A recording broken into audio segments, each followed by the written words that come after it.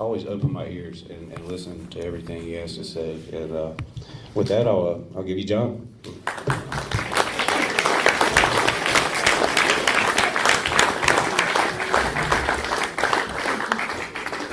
Wow. I'm John. I'm an alcoholic. Everybody hear me?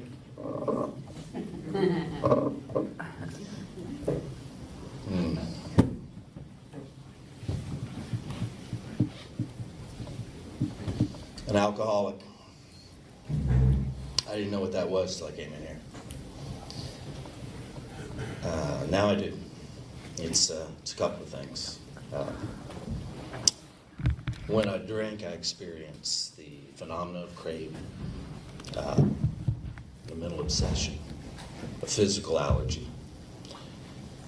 When I am not drinking, I'm restless, I'm irritable, and I'm discontent. I have three parts to my life. When I wasn't drinking, when I was drinking, and my time in AA. I'm glad everybody's here tonight. I know I'm in the right place. It's, probably not where most of us envisioned spending our Saturday nights, but it's a packed house tonight. I appreciate it. Y'all must have seen all the advertisements. And if you want to be in your head for a couple hours, completely in your head, then sign up to speak here. There's a couple hours leading up. My sobriety date is 2/23/16, 2016. I have a sponsor. I have two sponsees. And I have a home group, the West Side group, on Wednesday nights at the Douglas Community Center, 8 o'clock. Please come see us if you're looking for something to do on a Wednesday night. I'm going to tell you what it was like, what happened, and what it's like now. I will relate some events in my life, none of which made me an alcoholic. I've already explained why I'm an alcoholic. But, I had things in my life that I couldn't deal with very well. So I would build resentments, and it gave me the opportunity to drink at things, because drinking was my solution. Absolutely was my solution for not being able to figure out life like other people. I was born in a campus hospital at the University of the South in Sewanee, Tennessee. My dad was in the Air Force and was an ROTC instructor there. I spent a couple of years there. I spent a year in Syracuse, New York. We moved to Fairborn, Ohio. My dad was stationed at Wright-Patterson Air Force Base. And that's the time, I lived there till I was 5, that's the time when I first started having any kind of memory. That's the time that I have any memory now. And when I was 5, he took a job with Westinghouse, retired from the Air Force, and went to work outside of Baltimore. And I spent the next 20 years in Severna Park, Maryland, which is just a little north of Annapolis. Man, I had everything I needed as a kid. I had 2 parents. My parents were childhood friends in Asheville, North Carolina, and they stayed married the whole time. My dad died in 2003. Mom is here in Pinehurst.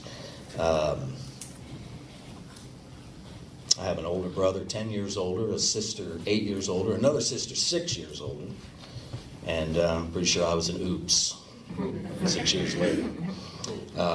They loved me just the same. My dad traveled a lot. My mom ruled her house, military wife. She ruled with a lot of guilt, a lot of passive aggressiveness, and she had a skill of being cold and withholding love when I pissed her off.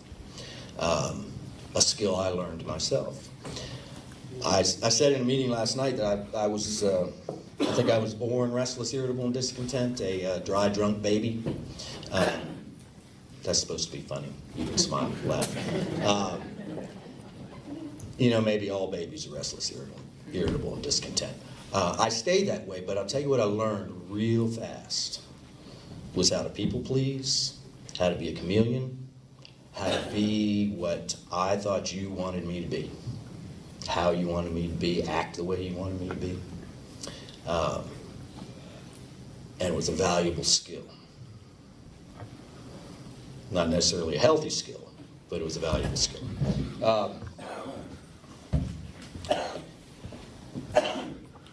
A lot of sports.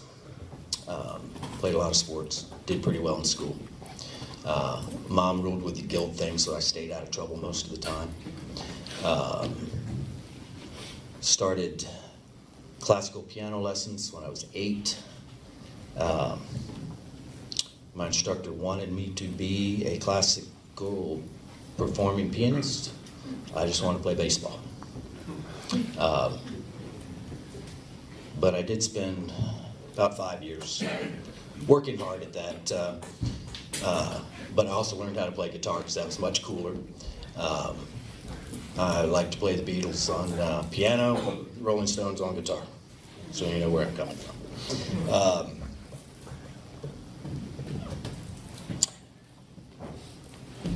I wanted to be a pilot. I had nominations to the Naval Academy and to the Air Force Academy. In the summer before my senior year of high school, I passed all the physicals. I was ready to go, and I could not pass the color blindness test. So I wasn't going to be flying. That was my plan A, and I had no plan B. So that's the first event that was big for me in growing a resentment or starting to feel less than, nearing adulthood. But it worked out all right. Actually went back. I got into the very college that I was born at. My dad knew some folks there, pulled some strings, so I went to college. First day on campus, I walked down to the student union. I found the pool tables. That was awesome. And I met a couple guys. We went down to the basement. And what's in the basement? A pub, Rathskeller. I had some drinks one time around my 18th birthday, so it would have been that summer before I went off to school. I'm embarrassed to say it was Colt 45 and red grape malt duck, but it was awesome.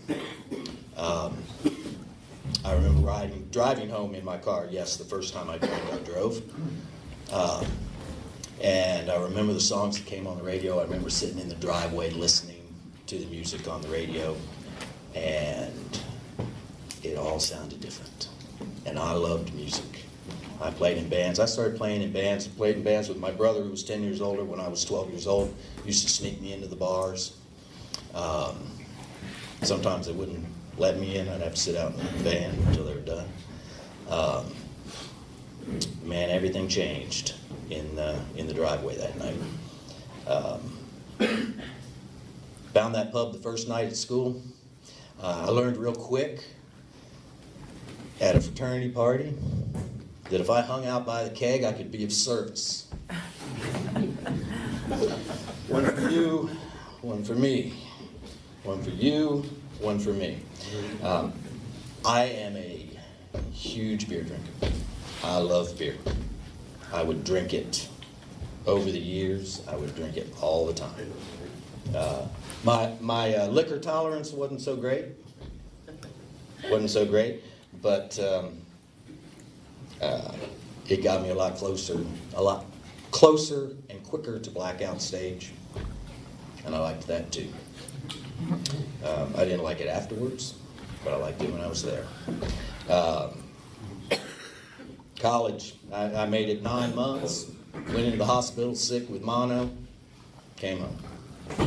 Fumbled around with community college, University of Maryland, back and forth, working some jobs, not really doing anything. drinking, dropping my classes before finals because I wasn't gonna be there because I drank a lot. I can tell you, I have lots of memories. I can tell you where I was the night John Lennon died, and I can tell you how much beer I drank that night, within 10 or 12, plus or minus.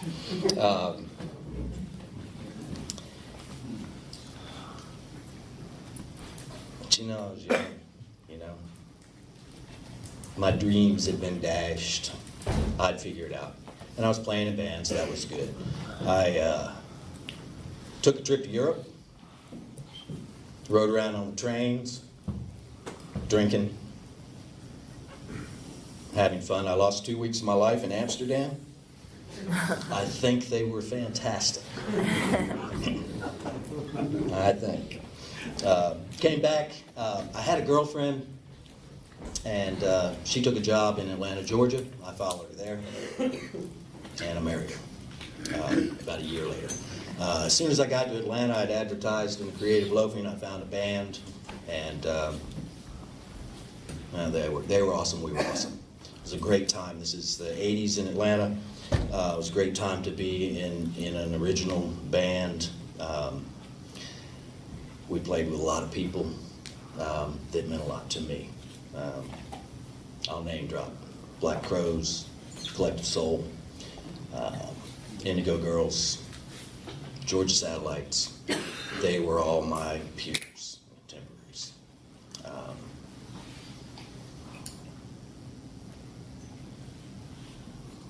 I cannot imagine it was easy for my wife to be married to a budding rock star. There was a lot of, a lot of things get offered to musicians.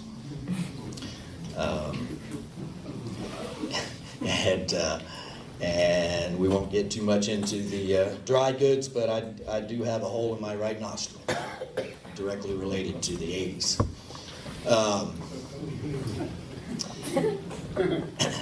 I worked to support my music habit. Everybody in the band, we were the cable guys. And that was great. Again, this was the 80s in Atlanta, and the cable was a new thing. So we were out there just humping it, making good money, and playing music at night. That's important because that got me into the telecom business. The band broke up 1989, 1990. Another thing to drink over, poor me, right? Another tragic event in my life. My wife was interested in the white picket fence, and I was able to provide that in the telecom business. I was, semi-successful. I worked hard. I took care of our customers. And I drank at night. Maybe like a lot of us in here, I thought I was responsible. My parents had given me a set of principles. I tried to live by those principles. But when I drank, all bets were off. Now, I would still tell myself I was a good guy, right? Stand-up guy, all of those things. But the truth is, and this came from a conversation the other night with somebody in these rooms, I would move the goalposts so it would suit me. I would widen the field so I'd stay in bounds. Maybe that's enough sports analogies, but, and then I would convince myself that I was a principled guy. I was successful. I had a wife.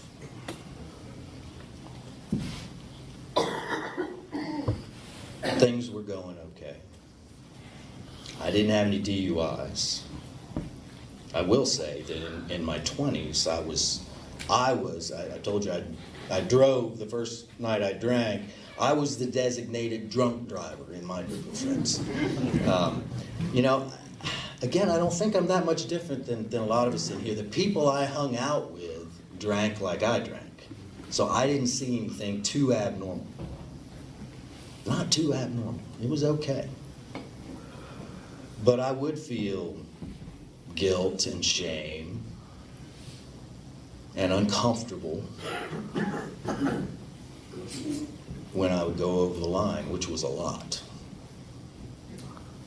Because I have the phenomenon of craving when I drink. And the thing is that if I put any alcohol in my system, I don't know what's going to happen. I can't tell you how many times I've traveled or been somewhere. I'm going to get a beer and a steak for dinner, and I'm going to the hotel. I lost rental cars.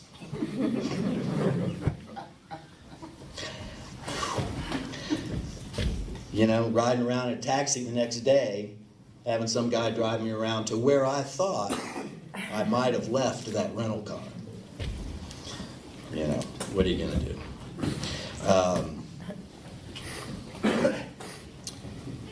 We had difficulty having children. We did all the stuff, and eventually started bringing foster kids into our home. Had 13 kids in 5 years. Not all at once. And I'll say this. So I had developed skills from the time I was born until I was 18 to not drink and to try to cope with my feelings of inadequacy, restlessness, irritability, discontentedness. And I was the stand-up guy, remember? So there would be periods where I wouldn't drink. Or maybe I'd just drink when I was traveling, right? Because I had kids in the house. I had a responsibility, and I was going to take care of them. But I'll tell you, there's a certain, that part of my life, there's a certain grieving that has to go on when the kids leave and go home. And I don't think my wife or I were prepared to deal with that properly. I know I wasn't, because I'm an alcoholic and I had no idea how to live life.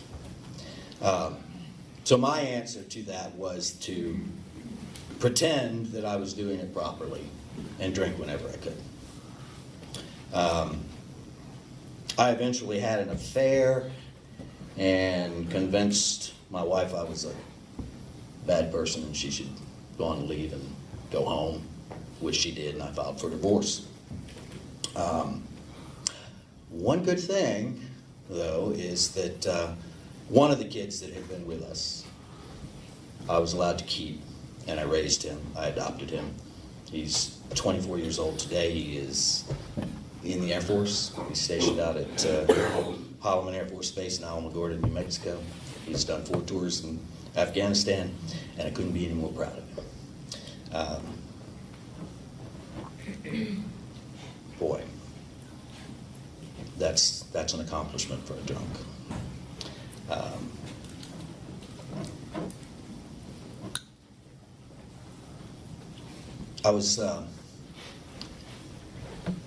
I'd sent my soon-to-be ex some money, and she was supposed to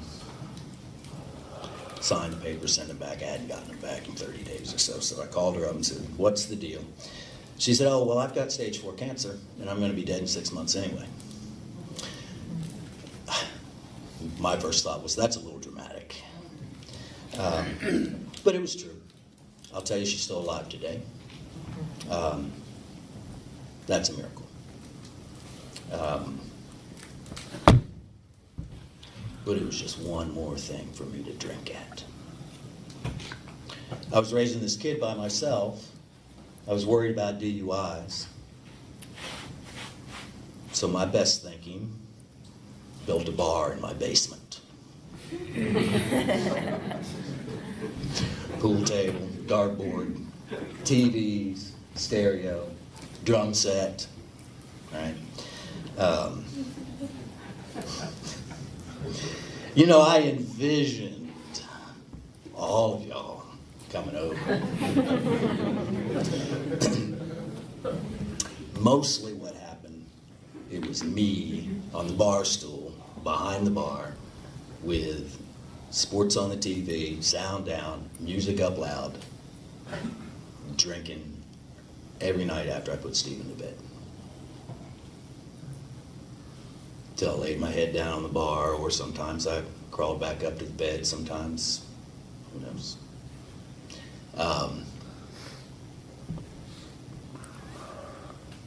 It's a lonely feeling, right? But I was okay with it. I had a job where I'd worked for the same company for a bunch of years, and we were purchased by a corporation. And part of my job became making quarterly numbers. And my piece was mixed in with everybody else's piece.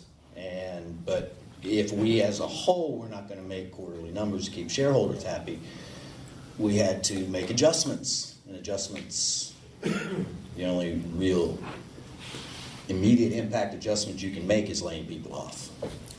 And that became a large part of my job. I pretty much had to be kind of an asshole at my job. And it worked better if I went in hungover every day. It was a lot easier for me. Because remember, I'm a stand-up guy. I got this set of principles out here, my moving goalposts. You know, I was fortunate. We didn't have any accidents at home. Nothing happened. And I remember one night Stephen fell and split his ear, but that just happened to be a night I wasn't drinking for whatever reason.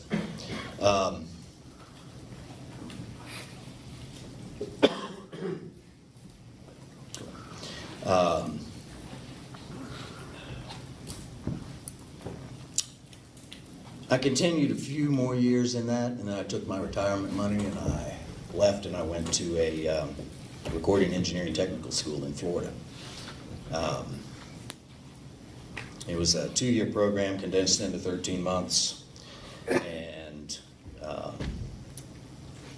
packed up Stephen. My nephew also went, rented a house,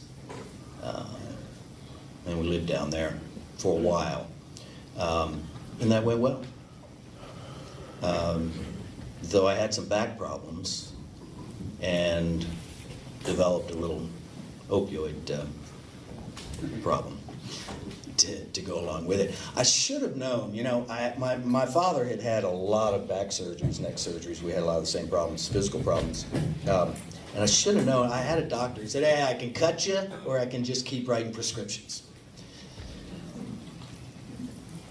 I said, just write the prescriptions. I'm good with that. That sounds good. And I should put, you know, one day he couldn't write prescriptions for me anymore. In fact, I couldn't even get in his office, and I should have known. I should have noticed by the ankle bracelet he wore that maybe something was up. It turns out he had put a contract out on his partner, and he had him killed, and I guess they caught him and sent him to jail. So my prescription ran out, and you know, I tried a few things. I went to a couple of urgent cares, and you know what? They treated me like I was a drug addict. I was so indignant. I couldn't believe it. Ended up quitting on my own. You know, laying in the bed. I'd get up, take my son to school, come back, lay in the bed with my right leg twitching and sweating and puking. I got the flu. Trying to quit these pills, and I got the flu too.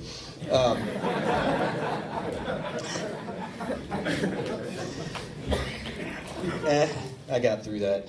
In the meantime, my dad had died. Went up to Arlington to have him interred, and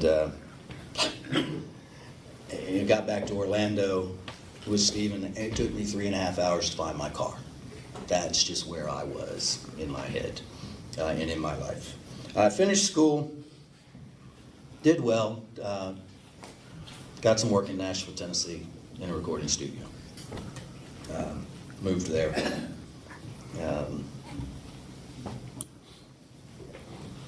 Kind of drinking, kind of not. Trying to put on a good face. I'm a stand-up guy. I want everybody to think so. Met a girl in Nashville and married her within a year. In the meantime, I'd also gotten a call from the company that I'd left, who was based out of Murfreesboro, Tennessee, 30 minutes up the road. They said, hey, we heard you're in Nashville. You want to come back to work? Got a job for you. So they gave me a job, 6-figure job, and I took it because I was going to have a new wife, and she had a 3-year-old, and I had my 11, 12-year-old at the time.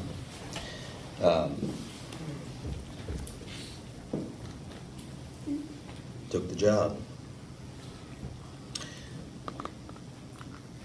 We got married, and 6 weeks later, once the insurance kicked in, she called me at work and said, John, I need you to come home now. I said, okay. What's up? She said, I need you to take me to rehab. So I took her to rehab.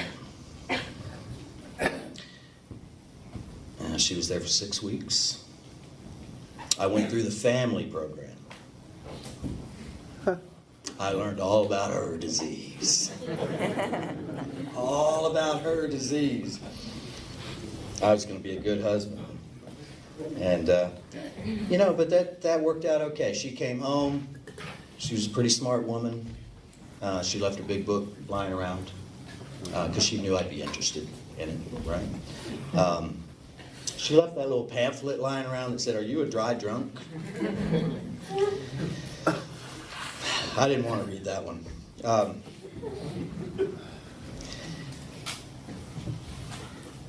went to a meeting with her. She asked me if I would go in support. I was in Nashville, and it's a daytime meeting. There were about 14, 15 people in it. And we sat down. And I listened. And I heard 13 or 14 stories that could have come out of my own mouth. I think maybe that was my first spiritual experience. The sense of relief that I felt to know that Alcoholics Anonymous was for people like me. It wasn't just for the people that lived on Skid Row or underneath the bridge, all of those cliches that we hear, that I truly believed because I knew nothing about alcoholism and nothing about AA.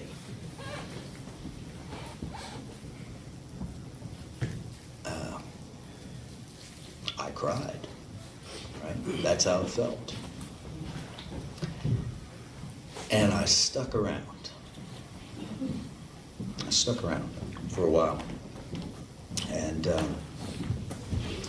we were reading in Bill's story yesterday in a meeting, and he was talking about one of his relapses and how he wasn't sure when or who or how or why when somebody pushed a drink in front of him, he took it, right?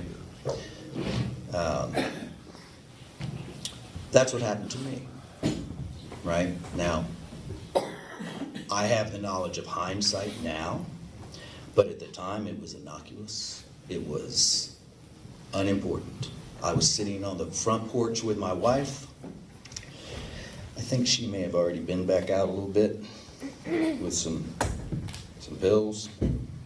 And a neighbor walked by and said, hey, we're having a little party, celebrating something, I don't remember. I think there was a tornado that had gone through that particular neighborhood 10 years before, and they were having a celebratory tornado party. And they said, why don't you come by and have a beer? And my wife looked at me and said, wouldn't it be great if we could just go by and have a beer? And I said, yeah, it sure would. And we got up and we walked down the street.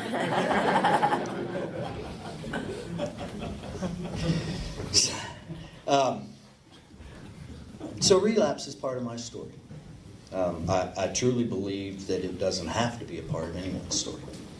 And I'll tell you why. A couple of you were in a meeting last night when I said this, so bear with me. Here's what I learned back out there, because I drank for two years. I learned nothing. There wasn't anything out there drinking that I didn't already know. Nothing. It was ugly. It was dark. It was full of guilt and shame and trouble. You know, I would travel. I would drink. I'd go out for that steak and a beer, you know, and I would wake up on the floor. I would come to on the floor in a hotel room, pissed my pants, don't know what happened, don't know if I drove, having to show up for work, puking outside the building before I go in and meet with my customers. Nice stuff. Hey.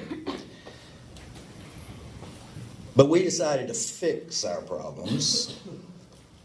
We packed up the kids and the dogs and the cars in a pod. And we drove to Los Angeles.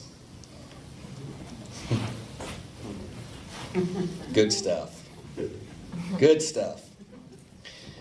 We stopped at 4 hospital emergency rooms on the 10-day trip out there so my wife could replenish what she needed.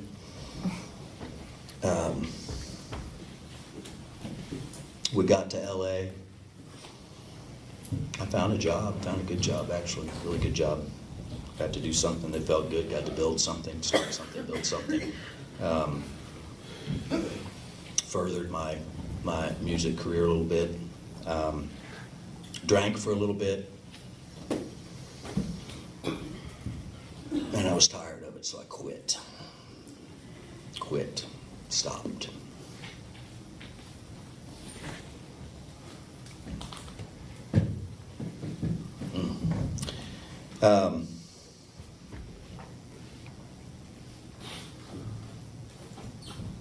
Restless, irritable, and discontent is a very, very, very, very mild description for me, this alcoholic, when I'm not drinking.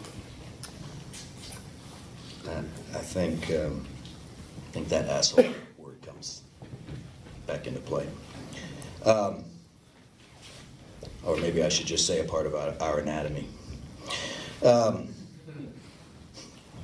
You know, I was scared to come back in here. Scared to come back in here. I was embarrassed. I was ashamed. I thought you would judge me. I thought you would think that I was weak, that I wasn't working my program. And you know what? I do need to go back because I needed to finish that. When I went back out, it wasn't a spur of the moment decision. I'd been working on that decision. Without my knowledge, my disease had been helping me work on that decision for months. I started giving myself little permissions. I don't really need that meeting tonight. I don't think I'm going to go to the jail this month. I don't really want to call my sponsor. It's been like a week, and I don't want to spend all that time going through everything that's been happening for a week. You know, then it was 2 weeks, then it was 3 weeks, and you know, he didn't want to hear from me. He's going to make me feel bad. I don't want to feel bad. So I drank because that's my best thinking. I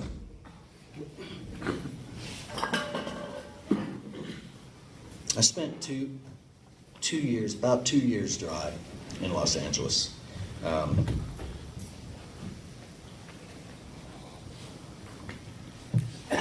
I mean, it was to the point, and my wife, she was, well, her deal is her deal, but, you know, it was like, why don't you just go effing drink, right?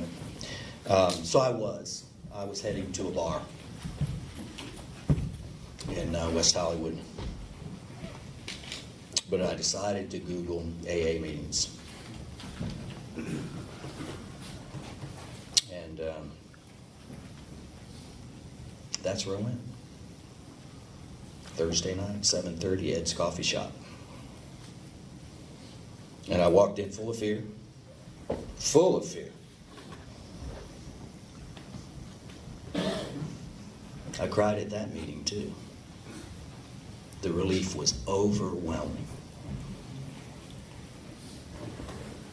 Somehow I came up with the courage to share. Another higher power thing. And, you know, just like we do, I was surrounded with people who cared. They took me in. And, I was there for 18 months, something like that. Before I left, I didn't miss that Thursday night meeting. I chaired that meeting. Had a candle commitment. That was a candlelight meeting. It was small. It was a newcomers meeting. And I just dove back into this program. Some things about me that I've learned, I've done a lot of things. I've tried a lot of things. I've failed at a lot of things. I always thought, as well as being a stand-up guy, I've always thought that I was pretty tough. I learned early on, especially in sports, get up, dust yourself off, keep going. That's what I learned. I came in here and I saw that I was run by 100 to 1,000 forms of fear, and that everything I did was motivated by some sort of fear. Ooh, wrong side. So I got here and I had to admit that I was powerless over alcohol. And once you all in the book explained to me that I had a disease, that it wasn't just that I was weak, or it wasn't just a moral issue, and that when I put alcohol in my system, I couldn't stop. I knew that. I didn't want to admit it, but I knew it, right? Then that part started to work. My life unmanageable. Oh, come on, I've had houses, I've had raised kids, I've done this, I've done that, I've done all these things, and I'm a stand-up guy. Yeah, my life's pretty unmanageable. By me. My life is unmanageable by me. I cannot manage my life. That is a fact. And I had to come to believe that a power greater than myself would restore me to sanity. So the first thing I had to do was admit that I was insane. People used to tell me that all the time, but I didn't listen to them. 10 minutes inside my head, any of you guys, and you may experience the same, but 10 minutes inside my head, you'll know I'm insane. I'm a nut inside my head. And I had a sponsor in Nashville who drilled into me that, man, there's a power in this universe that's bigger than you. And it's not named John, period. Period. And, I believe that. I loved the third step. I was so excited because finally I got to make a decision. My sponsor had been making all my decisions for me. That's not how it works. That's surrender. That's the surrender part, the part I didn't get. That's the part of being raised by a military dad and playing sports and all that. I thought surrendering was losing, giving up. It's not true. It's not true. It's not true at all for me. It is realizing that my life is unmanageable and I have got to turn it over to a power greater than myself, which I call God, to handle all the things that I'm not equipped to. I mean, one thing about drinking from 18 to 45 is that I probably stopped growing up about 15. And I was still 15 emotionally when I came into these rooms. 4, 5, 6, 7, 8, and 9. I use the backpack or the bag of rocks analogy because that's the way I was taught. I built all these resentments. I gave you a couple of events in my life. I had thousands of events in my life that I drank at. Resentments, people, fear. Fear. None of these things I knew till I got in here. But I realized I've been carrying all these rocks. If each one of them are represented by a rock, I carry them around in my backpack. Makes it hard going uphill. It makes it hard when I'm standing on the edge. Makes it hard not to just fall over the edge, which I did many, many times. But one by one, through those steps, I got to start pulling the rocks out of the bag. And then we get to 10. Every time I put a rock back in the bag, I get to take it right back out. That's what they teach us. That's what I've been taught.